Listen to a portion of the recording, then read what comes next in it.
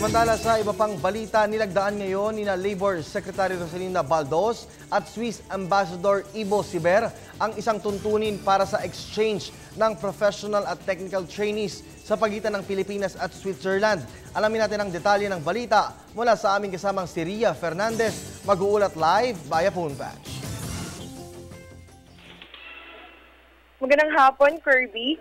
Nilagdahan nila Labor Secretary Rosalinda Baldos at Swiss Ambassador Ivo Siber ang mga tuntunin para sa mga Pinoy at Swiss na nais kumuha ng professional at technical training sa bansang Pilipinas at Switzerland.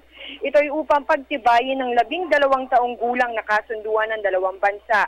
Ayon kay Baldos, magandang oportunidad ang programa sa pagpapaunlad ng ekonomiya ng dalawang bansa, lalo pat kinilala ang Pilipinas bilang nangungunang investment destination sa Timog Silangang Asya.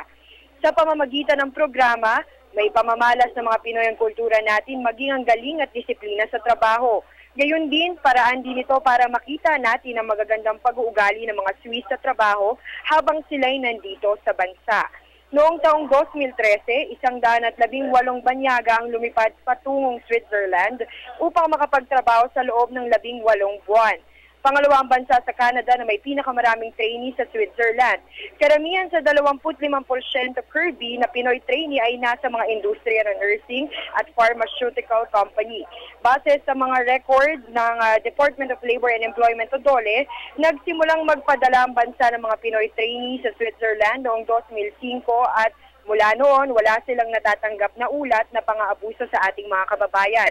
Ayon kay Baldos, isang pagpapatunay ito ng mataimtim na pagtalima ng Switzerland sa kasunduan. Bukas ang programa sa edad 18 hanggang 35 na Pinoy. Para sa iba pang mga detalye, Kirby, kaugnay ng mga kinakailangan dokumento para sa programa, sumangguni lang sa mga tanggapan ng DOLE at POEA o Philippine Overseas Employment Administration. Para sa Telebisyon ng Bayan, Ria Fernandez.